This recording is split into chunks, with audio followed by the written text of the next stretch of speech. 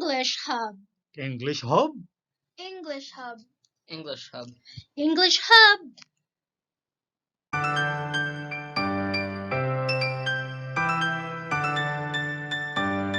Welcome to the English Hub, the place to go to learn English.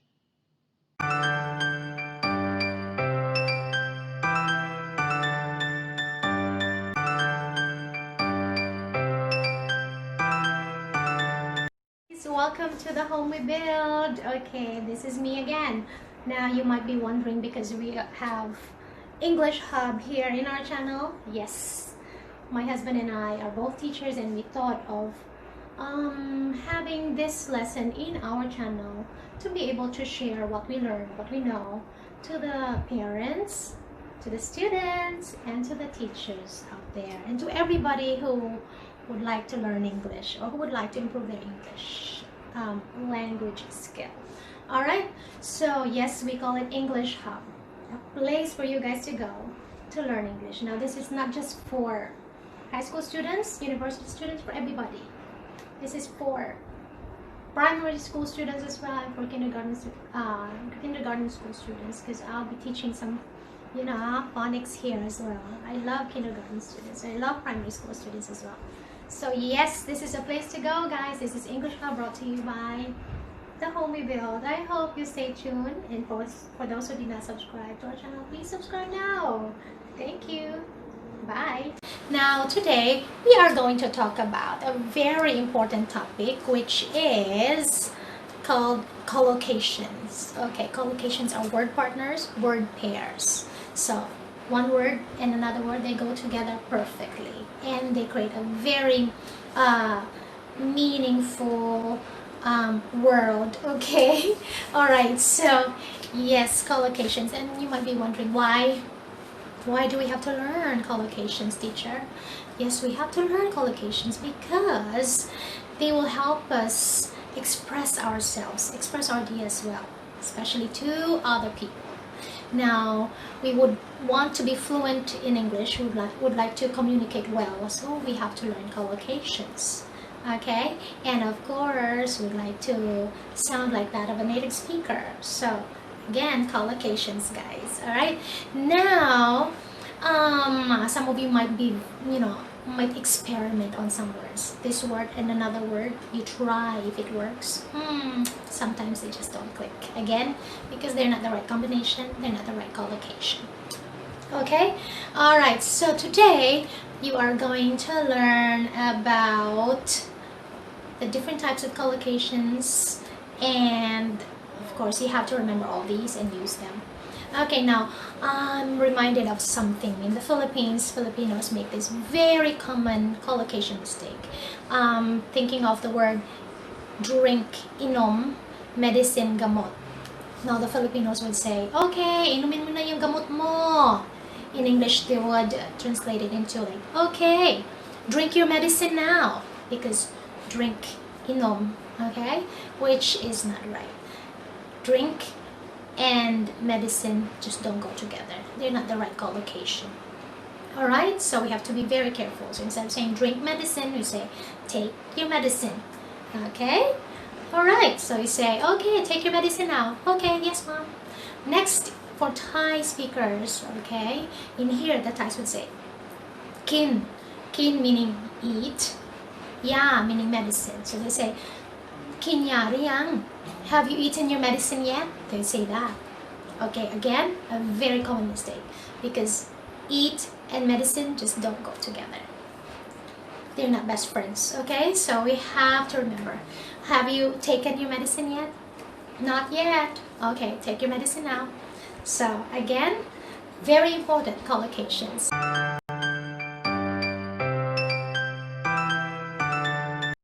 Okay, welcome back. Now, some of you might be wondering, okay, actually some of our students are wondering, teacher, they're asking us, there are so many collocations out there. How are we going to remember all of them? Exactly, there's so many, we cannot remember all of them in 1 day, 2 days, 3 days, 1 week, no. Okay, so what are we going to do? We have to make it a habit to read a lot, okay, read books, That way you can observe how words go together. And then remember, okay? We have no choice, guys, but to remember, memorize everything, okay? So again, also you are going to use these collocations regularly, okay? In your writing, in your speaking, in your day-to-day conversation with others, or in your class, with your teacher, with your friends, okay? Maybe when you write a diary, you use collocations. This way you can remember and everything will just stay inside our brain. Okay, now speaking of brain, guys, now collocations are words that go together, so they're best friends. Okay, so it's easier for our brain to remember. Okay, it's easier because they come together, unlike remembering the words singly. Okay, so again, remember, use them regularly, and then read a lot. Now another tip would be to categorize all the collocations according to topics. You might think of family, you might think of collocations about holiday, or maybe collocations about free time activities. Okay, so write them according to topics. That way it's going to be easy for you to remember. Okay, so these are the tips for you guys to know. So stay tuned, only here in English Hub, brought to you by The Home We Build. Again, a collocation is a combination of two or more words that often go together. These combinations, for some reason, just sound right to native speakers. I mean, native English speakers who use them a lot, so we have to remember them. There are two kinds of collocations, the strong and the weak. Strong collocations don't match to many other words, while weak collocations can match with other words so they can have many combinations. Here are examples of strong collocations, such as do and make. Now complete the following sentences with make or do, and we will check your answers later.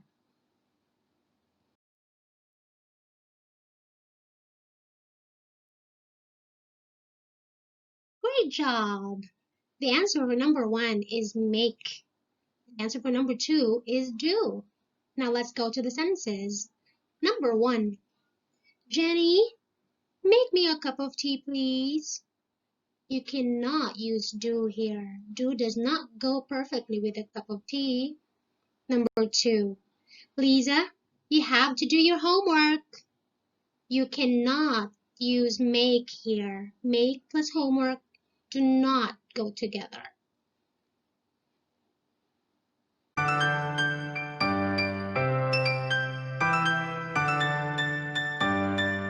How many types of collocations are there? There are 7 types of collocations. And did you know that the hardest kind of collocation for the students to learn is the verb plus noun? That's right. Today, we are going to learn the first type of collocation, and we will have the other types next time. Watch out for that. Type 1. Verb plus noun collocations.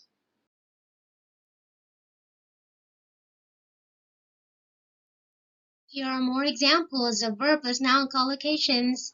Take time memorizing them so they will come in handy.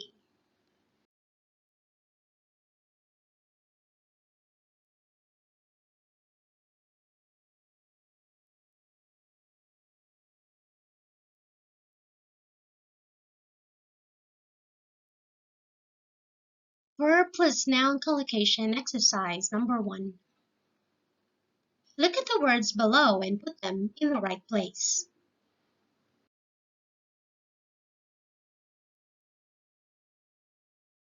Now, check your answers.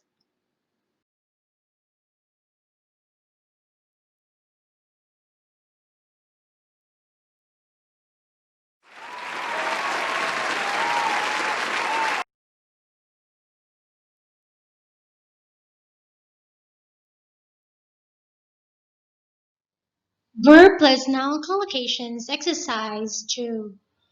Complete sentences 1 to 3 with the correct answer. Use the collocations inside the box below.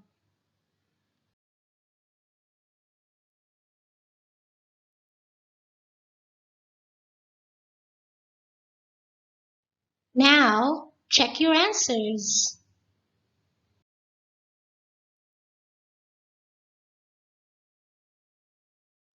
Complete sentences 4 to 8 with the correct answer. Use the collocations inside the box below.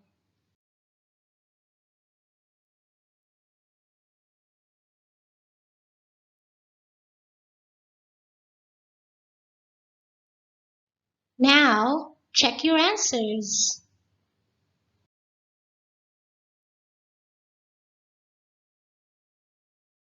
Verb plus noun collocations, exercise 3. Complete sentences 1 to 4 with the correct answer. Use the collocations inside the box below.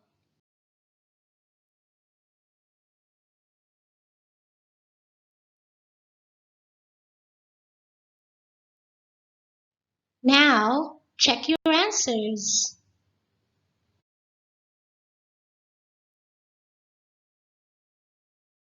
Complete sentences 5 to 10 with the correct answer.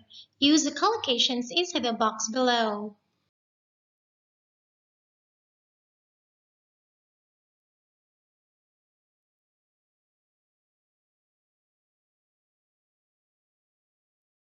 Now, check your answers.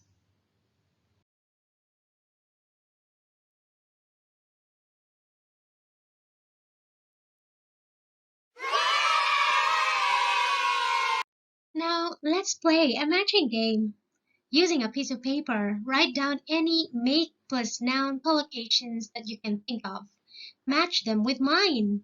They may not be in this video. Are you ready? Let's go!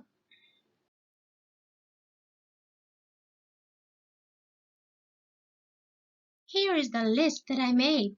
Check your answers.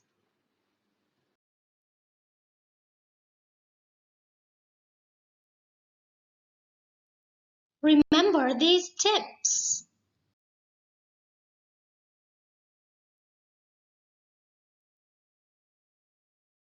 You did a great job. What about do plus noun collocations? Let's go.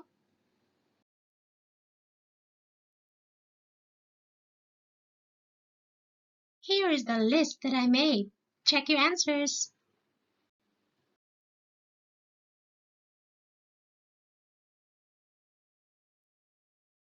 Remember these tips.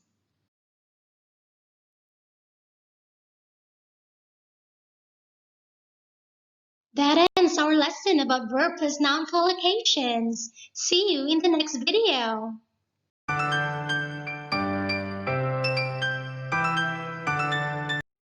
English Hub. English Hub. English Hub. English Hub. English Hub.